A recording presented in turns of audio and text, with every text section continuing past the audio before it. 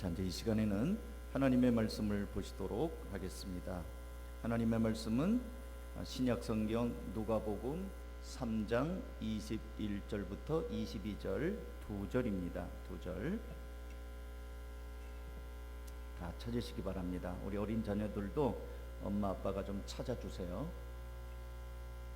다 찾고요. 집에서는 마스크 벗으셨죠? 예, 그러니까 한번 큰 소리로 같이 읽어보도록 하겠습니다. 누가복음 3장 21절 22절 시작. 백성이 다 세례를 받을새 예수도 세례를 받으시고 기도하실 때에 하늘이 열리며 성령이 비둘기 같은 형체로 그의 위에 강림하시더니 하늘로부터 소리가 나기를 너는 내 사랑하는 아들이라 내가 너를 기뻐하노라 하시니라. 아멘. 한번 우리 따라서 한번 해보실까요? 기도하면 하늘이 열린다. 기도하면 산다. 오늘 설교 제목입니다. 기도해야 삽니다. 네, 우리 어린이들도 한번 따라서 해보세요. 기도해야 삽니다. 기도하면 하늘이 열린다. 예, 21절에 나오잖아요. 예수님이 세례 받으시고 기도할 때 하늘이 열렸다. 기도하실 때 하늘이 열렸다. 기도하면 하늘이 열린다. 여러분, 오늘 우리가 읽은 말씀에 보시면 예수님이 세례를 받으시고 기도할 때 하늘이 열렸습니다. 그리고 하늘이 열리면서 성령님이 비둘기 같은 형체로, 비둘기 같은 모습으로 예수님 위에 이렇게 내려오셨습니다. 강림한다 하는 말은 내려오셨다 그런 뜻이에요. 그리고 또 하늘로부터는 소리가 납니다. 이는 너는 내 사랑하는 아들이라 내가 너를 기뻐한다. 예수님을 향하여 너는 내 아들이다 라고 말할 수 있는 분이 누구예요? 하나님 아버지지요. 그러니까 지금 예수님이 세례를 받는 자리에 하나님은 성부, 성자, 성령 이렇게 삼위일체, 어려운 말로 삼위일체라고 그래요. 그래서 하늘에서는 예수님을 향하여 너는 내 사랑하는 아들이다. 내가 너를 기뻐한다.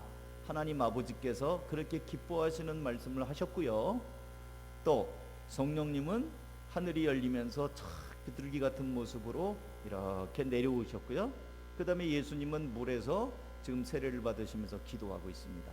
그러니까 이 장면이 성부, 성자, 성령 이 삼위일체 하나님이 우리의 보는 데서 이렇게 들리는 데서 임하시는 아주 놀라운 장면이라 하겠습니다. 이 말씀이 얼마나 좋았던지 목사님은 몇 번 우리 성도들에게 소개도 하고 설교도 했습니다. 이제 오늘은 이제 여태까지 했던 면과는 조금 다른 면에서 좀 말씀을 드리려고 그래요. 기도했더니 하늘이 열렸다. 이제 그 부분을 좀 더 주목을 합니다. 여러분, 예수님이 지금 세례를 받는 요때, 지금 하늘이 열리는 요때에 한번 이 본문은 어떻게 말하고 있는지를 살펴보시기 바랍니다. 본문 1절입니다. 1절 제가 읽을게요. 디베료 황제가 다스린 지 15년째 되던 해에 본디오 빌라도가 유대의 총독이었고, 이건 뭐냐면 로마의 황제가 다스릴 때 본디오 빌라도가 유대를 다스리고 있는 거예요. 그러니까 유대는 식민지예요. 나라를 빼앗겼어요. 나라를 뺏겨서 로마의 황제가 보낸 본디오 빌라도, 나중에 예수님을 못 박은 사람입니다. 본디오 빌라도가 유대를 다스리고 있어요. 총독이. 그런데 그 다음 보면 헤롯이 갈릴리의 분봉왕이었습니다. 지금 제가 이제 쉬운 성경으로 읽어드리는 거예요. 또한 헤롯의 동생 빌립은 이두레와 드라고니 지방의 분봉왕이었고 루사니아는 아빌레네의 분봉왕이었습니다. 무슨 말이에요? 지금 로마의 황제가 다스릴 때 본디오 빌라를 유대의 총독으로 보냈는데, 유대는 헤롯 왕이 있었고 빌립 왕이 있었고 루사니아라는 왕이 있어요. 그러니까 왕이 3명이나 됐습니다. 그러니까 이 본문이 뭘 지금 얘기하고 있냐면, 이 나라는 빼앗겼는데 왕이랍시고 실권도 없는 왕들이 3명이나 지금 있어서 백성들을 괴롭히고 있는 시대다라는 거예요. 여러분 우리나라에 대통령이 3명이 있다고 생각해 보세요. 예? 대통령이 3명이 있다고 생각해 보세요. 기분 좋죠? 대통령 많으니까 좋겠죠? 좋을까요? 대통령 한 명만 있어도 사람들이 뭐 좋다는 사람도 있고 싫다는 사람도 있고 너무 어수선하잖아요. 근데 3명이 있었는데 이 왕들 3명이 백성들의 마음을 편안하게 하는 게 아니고 백성들을 다 착취하는 왕들이었어요. 또 2절을 볼까요? 안나스와 가야바가 대제사장으로 있을 때에, 아이고, 안나스와 가야바가 대제사장으로 있습니다. 대제사장이 2명이에요. 대제사장 원래 몇 명입니까? 대제사장은 1명이에요. 원래 1명이에요. 근데 2명이에요 지금. 여러분, 대제사장은 우리나라 지금 말로 하면 대법원장이라고 보시면 돼요. 그 당시에 70명의 유대 율법 학자로 구성된 산헤드린 공회라는 게 있어요. 그게 법원이에요. 법원. 무시무시한 겁니다. 예수님도 거기 끌려가가지고 재판받았어요. 사도 바울도 거기 끌려가서 재판받았습니다. 거기에 최고 수장이 대제사장이에요. 그러니까 대제사장은 최고의 권력가고요. 그 사람 말이 법입니다. 대제사장은 1명이 정상이에요. 1명. 그런데 여기 보니까 안나스와 가야바가 대제사장이에요. 대제사장이 2명이나 됩니다. 아니, 왕이 3명인 것도 골치 아픈데 제사장이 2명이나 돼요. 어떻게 된 건가 했더니 원래 율법에는 대제사장을 1명만 이렇게 세우게 됐는데 이 사람들은 율법에다 세운 게 아니고 로마의 총독이 세웠어요. 그러니까 지금 로마의 총독이 안나스를 대제사장으로 임명했는데 1명 가지고 좀 이렇게 좀 써먹다가 보니까 마음에 안 들었어요. 그래서 가야바를 임명을 또 합니다. 근데 안나스와 가야바의 관계는 뭐냐면 안나스가 장인이고 가야바가 사위입니다. 그러니까 장인과 사위가 둘 다 지금 제사장을 하고 있어요. 여러분, 로마의 총독이 대제사장을 세울 때 어떤 사람을 세울까요? 자기 말 잘 듣는 사람 세우겠죠. 예? 뭔가 까칠하고 태클 걸고 이러는 사람을 걸겠습니까? 아니면 내 마음대로 내가 하자는 대로 할 사람을 세우겠습니까? 아니, 당연히 하자는 대로 할 사람을 세우겠죠.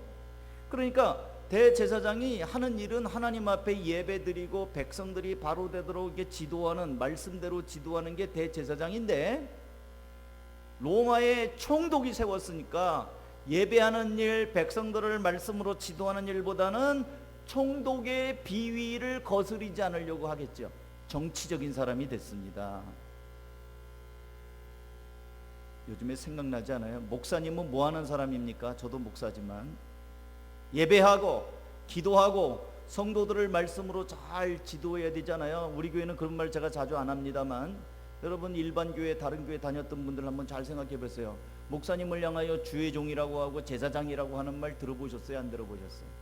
되게 그런 말 많이 하거든요. 기름 부음 받은 종, 주의 종, 제사장 뭐 이런 말을 하거든요. 왜냐하면 그 기능 속에 예배를 인도하고 성도들을 말씀으로 잘 가르치고 이러는 거를 그때 당시에 제사장들이 하는 일이었거든요. 근데 대제사장이 그런 일은 하지 않냐고 총독의 임명을 받아갖고 총독 눈치를 보는데 2명이나 된단 말이에요. 정치적인 사람이 되었습니다. 오늘날 목사님들 중에도 누구라고는 말하지 않겠지만 요즘에 TV를 보면 정치적인 사람들, 국민들의 마음을 피곤하게 하는 사람들 있지 않아요? 또 12절 13절을 볼게요. 쉬운 성경으로 제가 읽어드립니다. 12절, 세리들도 세례를 받으러 왔습니다. 그들도 요한에게 물었습니다. 선생님, 우리는 어떻게 해야 합니까? 요한이 그들에게 말했습니다. 세금을 거두도록 지시받은 액수 이상으로 거두지 마라. 세리들이 세례를 받기 전에 요한에게 묻습니다. 우리 어떻게 하면 됩니까? 그래, 너희들은 세금 거둘 액수가 있잖아. 그 지시받은 거 이상으로 더 많이 거두지 마라. 더 많이 거두면 도둑이죠.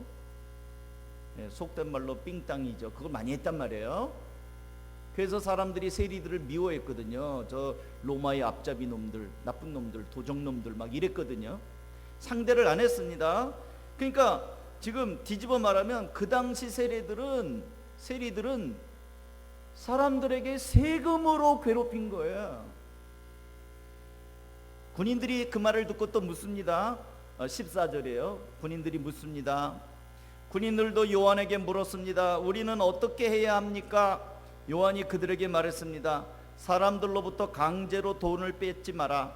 거짓으로 고발하지 마라. 그리고 임금으로 받은 돈을 만족하게 여겨라. 군인들도 물어봐요. 세례를 받기 전에 기도도 하고 회개도 해야 되니까 우리는 어떻게 해야 됩니까? 그랬더니 사람들로 하여금 강제로 돈을 뺏지 마라. 여러분이 가진 성경에는 강탈하지 말아라, 강제로 뺏지 말아라, 그 말을 합니다. 그 말은 뒤집어 말하면 강제로 뺏는다는 말이에요, 아니에요? 강제로 뺏는다는 거예요. 그러니까 살 수가 있겠습니까? 정치, 나라는 빼앗겼어요. 로마의 황제, 그리고 로마를 황제의 명을 받아서 본디오 빌라도가 유대에 와가지고 사람들을 지금 괴롭히고 있습니다. 정치. 그런데 이 나라를 다스리는 왕들은 3명이나 됩니다. 그러니까 로마의 황제 밑에 총독 밑에 아주 신음하고 있는데 거기에 왕들도 3명이나 있어가지고 백성들을 괴롭히고 있어요. 정치가 사람의 마음을 이렇게 참 무겁게 하고, 여러분 신문들 보면 맨날 싸우지 않아요? 뭐 네가 올리 내가 올리 콩이니 팥이니 뭐 들었다 하면 머리가 아파요. 지금 코로나 때문에 살기가 너무 힘든데 정치인들은 딴 나라에서 살고 있어요. 혹시 오해하지 마세요. 목사님이 지금 영상 예배하면서 지금 정치적인 얘기하나? 그 얘기가 아니고요. 지금 예수님이 세례받고 기도할 때 하늘이 열렸는데 그게 만만한 시대가 아니라는 얘기를 좀 드리고 싶은 거예요. 예수님이 지금 기도하고 하늘이 열리던 그 당시 배경이 로마의 황제가 총독을 보내서 이스라엘을 압제하고 있을 때 국민들을 마땅히 잘 돌봐야 되는 이 정치 지도자들이 왕이 한 명도 아니고 3명이나 있어서 백성들을 괴롭히고 있을 때 국가 공무원인 세리들은 사람들을 세금을 거두면서 막 쥐어짜고 고열을 짜내고 있고, 나라를 지키라고 하는 군인들은 강제로 빼앗는 일이 있는 그런 시대였다는 거예요. 그리고 또 하나님 앞에 예배하고 기도할 수 있도록 도와야 마땅하는 대제사장들은 1명도 아니고 2명이 정치의 영향을 받아가지고 정치인들의 눈치를 보는 그런 시대에 지금 성경은 그렇게 설명하고 있다는 겁니다. 이럴 때 광야에서 요한이라는 사람이 나타나서 세례를 주고 하나님의 나라에 대한 이야기를 하고 있으니까 그 소문을 듣고 어디 의지할 데가 없었던 백성들이 광야로 다 이렇게 나오는 거예요. 그리고 세례 요한에게 세례를 받으면서 기도도 하면서 이제 묻습니다. 혹시 이분이 예수님이 아닐까? 오신다고 하는 그리스도가 아닐까? 하고 묻습니다. 그랬더니 세례 요한이 나는 그리스도가 아니다. 그리스도를 준비하기 위하여 광야에서 외치는 자의 소리다. 나는 그의 신발끈을 매기도 감당하지 못하겠다라고 말할 때 예수님이 짠 나타나는 거예요. 그러니까 세례 요한이 아이고 나한테 오십니까? 내가 당신한테 세례 받아야 되는데. 그랬더니 예수님이 이제 허락하라. 이렇게 하는 것이 하나님의 의를 이루는 데 합당하다. 그러면서 세례를 받는데, 세례를 받고 기도할 때 하늘이 착 열리면서 비둘기처럼 성령님이 내려오시고 하나님이 너는 내 기뻐하는 아들이라, 내가 너를 사랑한다고 말씀하는 거예요. 기도할 때 예수님이 오셨고 기도할 때 하늘이 열렸습니다. 저는 지금 이렇게 배경이, 본문의 배경이 그때나 지금이나 뭐 모양이나 상황은 조금 다를 수 있지만 비슷하다고 저는 생각해요. 여러분, 우리는 지금 몇 달째, 그러니까 우리 교회는 지난 3월 1일 교회 설립 예배 때 식사도 못했잖아요. 예배만 드리고 코로나 때문에 참 죄송하지만 식사 못합니다 해서 그때부터 밥 못 먹은 게 지금 3월, 4월, 5월, 6월, 7월, 지금 8월도 벌써 23일이잖아요. 앞으로 얼만큼 갈지 모릅니다. 마침내 지금은 코로나 때문에 한 번도 듣지도 못했던 무서운 이 병으로 인해서 날마다 마스크 쓰고 살아야 되고요. 지금 이렇게 말하면 목사님 왜 마스크 안 썼어요? 이 방역 당국이요, 모든 사람이 마스크를 썼을 때 인도하는 1명은 안 써도 된대요. 그래서 제가 안 쓴 거예요. 그리고 마스크 쓰면 발음이 불분명해가지고 설교가 잘 전달이 안 되잖아요. 그리고 여기 많이 지금 2m 이상 다 떨어져 있어요. 염려하지 마세요. 그러니까 이런 걸로 인해서 날마다 마스크 쓰면서 내 입을 마스크로 그냥 확 막아버렸잖아요. 예배도 못 드립니다. 식사도 못 합니다. 방송으로 지금 예배 드립니다. 학교도 문이 닫혔어요. 사람을 상대로 하는 모든 사업장들도 문을 닫았거나 아직 안 닫았다 하더라도 사업이 너무 안 돼가지고 지금 사람들이 지금 죽을 맛이에요. 어저께도 신문을 보니까 막 폐업하는 이런 자영업자들이 속출하고 있어요. 그러면 이럴 때 우리나라를 다스리고 있는 정치인들이 우리의 마음을 좀 시원하게 하는 좋은 정치를 하면 얼마나 좋아. 여러분 어떠세요? 뉴스를 보면 머리 아프지 않아요? 여당 야당을 따질 것 없이 이 정치가 사람들의 마음을 너무 이렇게 힘들게 하지 않아요? 로마의 총독 본디오 빌라도, 그리고 왕들 3명, 세리, 군인들, 제사장들 보세요. 아까도 말씀을 잠깐 드렸지만 목회하라고 세움받은 목사님이 정치인처럼 마스크 잡고 광화문을 떠들고 이렇게 해서 지금 우리도 예배 지금 이거 막 발동해가지고 예배도 이렇게 드리지 않습니까? 교회를 욕먹이고 전도의 문 다 막혀버렸어요. 이제는 앞으로 어떻게 전도해야 될지 정말 기가 막히고 어떨 땐 눈물이 다 나요. 우리 교회는 특히 어린이 전도를 많이 하려고 노력을 하는 교회인데 어린이 전도 이제 안 됩니다. 우리 그 태풍 불고 홍수 나고 이래가지고 논에 그냥 물이 흙물이 다 들어오면 물 빠졌어도 그 농사 못 지잖아요. 과수원 같은데 물 다 들어오면요 그 해 농사는 다 망친 거예요. 전 그 심정이에요. 이 코로나로 인해서 이제는 어린이 농사가 망쳤다 이런 느낌이 막 들어요. 전도 못 합니다. 그래서 그거 생각하면 너무 속상하다 못해서 분하고 눈물도 나고 그래요. 세금은 또 어떻습니까? 저는 그런 거 잘 모릅니다만 부동산 정책 막 해가지고 지금 국민들이 막 광화문에 나오고 또 어떤 사람들은 막 좋았다가도 막 이렇게 데모하고 하는 이유들이 뭡니까? 국민들이 다 죄인들이 되는 것처럼 해놨어요. 집 2채 가진 사람들은 다 회개해야 되는 거예요. 예? 집 가진 게 죄예요? 그러니까 그때나 지금이나 백성들, 국민들의 마음이 어디다가 마음 붙일 데가 없는 거예요. 그럴 때에 예수님이 오셔서 이제 공생애를 시작하면서 세례를 받으시고 하늘이 열리는 거예요. 그리고 우리의 구원자가 되셨습니다. 예수님이 오시고 기도하시니까 하늘이 열렸어요. 예수님이 오시고 예수님을 따르는 자들에게 복음의 빛이 비춰진 거예요. 사랑하는 성도 여러분, 예수님을 따라 마찬가지로 우리도 기도하는 사람들에게 예수님께서는 응답하시고 열어주신다고 말씀하셨습니다. 마태복음 7장 7절이 그 말씀이에요.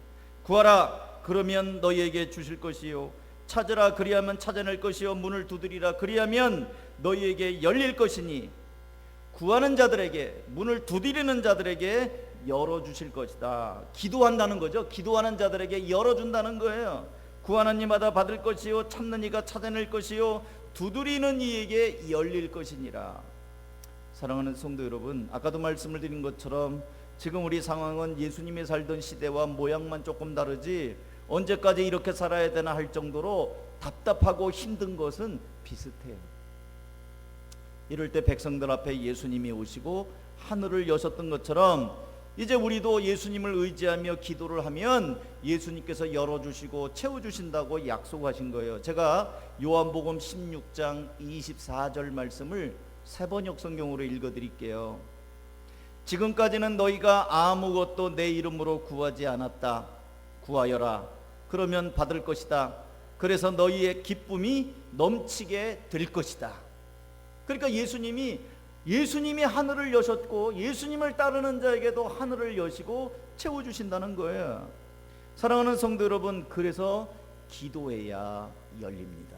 기도해야 삽니다. 이렇게 말씀을 드리면 목사님 코로나 때문에 기도하러 교회 못 갑니다 아시지 않습니까? 혹시 그렇게 생각하는 분이 있을까 봐 말씀을 드립니다. 기도는 교회에서만 하는 것이 아니에요. 기도는 여러분이 있는 어느 자리에서나 할 수 있어요. 그 목사님 저는요 맨날 운전하고 다니는데 어떻게 기도합니까? 눈 뜨고도 하고 있어요. 기도는 눈 감아야만 하는 게 아니에요. 눈 뜨고도 할 수 있어요. 목사님 그러면 기도한다고 쭝얼쭝얼하면 사람들이 미친 사람이라고 그러면 어떡해요? 기도는 소리내서만 하는 것이 아니에요. 기도는 내 마음으로도 할 수 있어요. 하나님을 향하여 간절한 마음을 향하면 되는 거예요.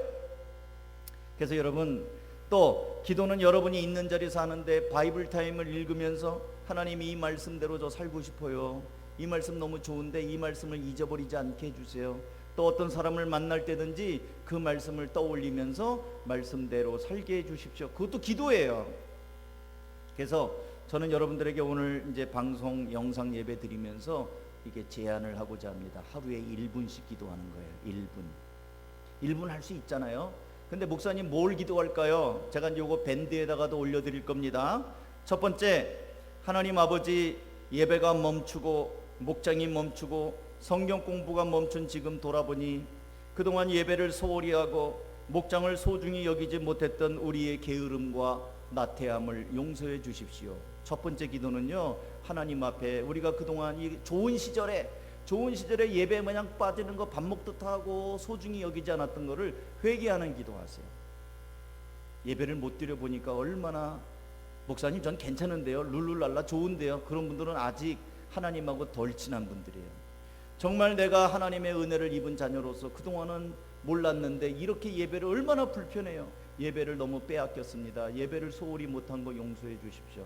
회개 기도하는 거예요. 요거 제가 밴드에다 올려드릴 테니까 이렇게 휴대폰에다 다운받아서 기도할 때 눈 뜨고 한 번씩 읽으세요. 1분 기도문이에요. 두 번째는, 하나님 아버지, 코로나로 인해 우리나라 국민들이 너무나 힘듭니다. 방역을 잘하고 백신도 하루속히 개발이 되어서 어서 속히 코로나를 잡을 수 있게 도와주시고 모든 일상이 회복되고 경제가 살아날 수 있는 길을 열어주십시오. 코로나로 인해서 백성들이 힘드니까 코로나를 없애달라는 기도, 또 모든 게 회복되달라는 기도를 두 번째는 하는 거예요. 그리고 마지막 세 번째는, 하나님 아버지, 이제 가족을 소중히 여기고 더욱 사랑하며 서로를 축복하며 행복하게 살게 해주십시오. 가족이 얼마나 소중합니까? 끝까지 남는 사람들이 여러분의 가족이에요. 가족은 내 편이에요. 언제든지 내가 마음을 놓고 또 언제든지 나의 연약한 모습도 보일 수 있는 사람들이 가족이에요. 예수 그리스도의 이름으로 기도합니다. 요 기도가 1분 기도입니다. 1분 기도. 그래서 여러분, 하루에 1분씩 이렇게 우리 모든 성도들이 바이블 타임 할 때든지 아니면 이렇게 메모해서 휴대폰에다 넣고 다니면서 생각날 때마다 읽으세요. 그냥 읽으시면 그게 기도가 되는 거예요. 여기 있는 우리 어린이들, 청소년들, 청년들도 목사님 나 어떻게 기도할지 몰라요. 기도할 줄 모르는 사람들은 그렇게 목사님이 이제 올려주는 걸로 가지고 이제 읽으세요. 그럼 1분이 딱, 목사님이 해봤어요. 연습 삼아 읽어보니까 1분 딱 걸려요. 1분 기도, 그렇게 하는 겁니다. 이제 말씀을 맺도록 하겠습니다. 사랑하는 우리 한가족교회 성도 여러분, 이렇게 비대면 예배는 정부가 말한 대로 공식적으로는 이달 말까지니까 다음 주일, 오늘 23일이니까 다음 주일까지만 드리면 9월 달부터는 다 와서 드릴 수 있을 것 같아요. 그럴 것 같아요? 제가 볼 때는 아니에요. 코로나가 지금 지난 1차 대구 때하고 또 달라요. 지금 이 코로나 팬데믹이 전국에서 확산이 되기 때문에 제가 만난 의료진들의 이야기를 들어보면 이제 코로나랑 같이 살 시대예요. 코로나는 안 떠납니다. 그러니까 계속 있는 거예요. 언제까지 이렇게 될지는 몰라요. 물론 이제 교회에서 공식적으로 다시 광고를 드리겠습니다만 이 코로나 상황 속에서 장담할 수 없는 시대입니다. 이럴 때 우리가 비상한 관심으로 기도해야 되는 겁니다. 그래서 바이블 타임 열심히 하시기 바랍니다. 오늘도 제가 보니까 바이블 타임 9호로 나왔어요. 이제 목녀님들을 통해서 전달 받으시고요. 그래서 또 새로운 마음으로 바이블 타임하고 올리시고 그렇게 하시기를 바랍니다. 그래서 목장에서 나누면서 지금 이럴 때일수록 서로 북돋고 기도해주고 카톡 열심히 하시고 이렇게 해서 정말 이럴 때 같이 기도 제목 나누면 한마디라도 그냥 읽어서라도 기도를 하고, 그래서 피차간의 기도를 통해서 서로 사는, 기도에서 사는 우리 한가족교회 성도들이 다 될 수 있기를 주님의 이름으로 축복합니다. 자, 이 시간에는 우리 결단 기도하겠습니다. 여러분 이제 들은 설교 말씀, 예수님이 기도와 세례받고 기도할 때 하늘이 열렸다는 게 단순한 게 아닙니다. 그때 당시에 시대가 너무 힘든 시대였습니다. 로마의 황제, 로마의 총독, 왕들은 3명이고 세무공무원들, 또 군인들, 제사장들, 백성들을 어느 하나 편하게 하지 못하는 시대입니다. 그럴 때 예수님이 우리의 구원자가 오셔서 공생애를 시작하시고 세례를 받으시고 기도하시면서 하늘을 열어주시고 자신을 따르는 자들에게 응답하시는 그 구원의 길을 열어주셨습니다. 이제 우리가 이 어려운 때, 그때나 지금이나 어려운 건 비슷한데 기도하면 삽니다. 예수님도 똑같은 분이에요. 그래서 예수님을 따르는 여러분들, 하나님 이제부터는 말씀을 묵상하고 기도하는 일에 전심전력을 다하겠습니다. 이 시간에 들은 말씀 생각하면서 눈을 감으시고 잠깐 말씀을 마음속에 생각하는 시간 가지시고 기도하겠습니다.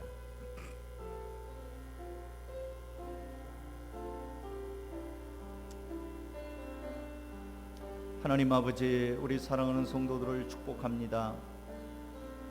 모처럼 만에 가족이 둘러앉아 밴드를 보며 또 있는 자리에서 예배를 드렸습니다. 예배당이 아니고 집에서 드리지만 우리의 마음은 주님을 향해서 똑같습니다. 흩어져 있는 우리 한가족교회 성도들을 불쌍히 여기시고 하늘문을 여시고 한 사람 한 사람 주의 놀라운 은혜로 함께 하시며 기도하는 가운데 하늘이 열리고 막혔던 문제들이 열리고 또 간절한 기도 제목들이 응답이 되어 하나님 앞에 영광을 돌리는 성도들 되게 하여 주시옵소서. 아버지 하나님, 날마다 하나님의 말씀으로 묵상하며 또 살아갈 수 있도록 하나님께서 힘주시고 우리에게 바이블 타임을 주셨사오니 그 말씀을 가지고 읽으며 또 서로 격려하며 또 위로하며 기도하며 힘을 내어 이 어려운 때를 이겨나가게 하여 주시옵소서. 우리의 자녀들, 우리의 부모님들, 우리의 형제들 주님 은혜를 베풀어 주시옵소서. 기도하여 응답받은 간증들이 많아지는 우리 한가족교회 성도들이 다 되게 하여 주시옵소서. 축복하고 예수님의 이름으로 기도하옵나이다. 아멘.